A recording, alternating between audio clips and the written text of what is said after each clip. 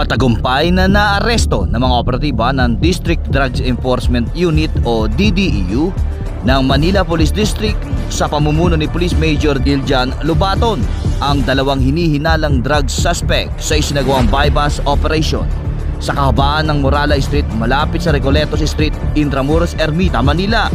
Bandang alas 12:15 na madaling araw nitong Hulyo 16, 2026.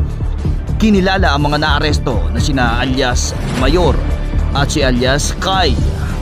Ayon sa investigasyon ni Police Staff Sergeant Mandy De La Rosa, matagumpay na naisagawa ang operasyon kung saan si Police Patrolman Ryan Ramo ang nagsilbing pusher buyer.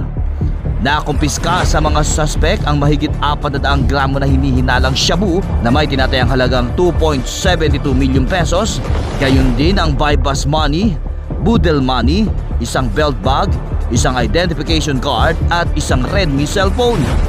Isinagawa ang inventory ng mga ebidensya sa harap ng mga saksi na isa sa media representative from NPD Press Corps at si Kagawad Kevin Lester Arqueza bilang elected official representative. Naharap ang dalawang suspect sa kasong paglabag sa Section 5 at 11 ng Republic Act 9165 o Comprehensive Dangerous Drugs Act of 2002. Ako si Mike Tangog. Ito ang Reforma ng Bayan.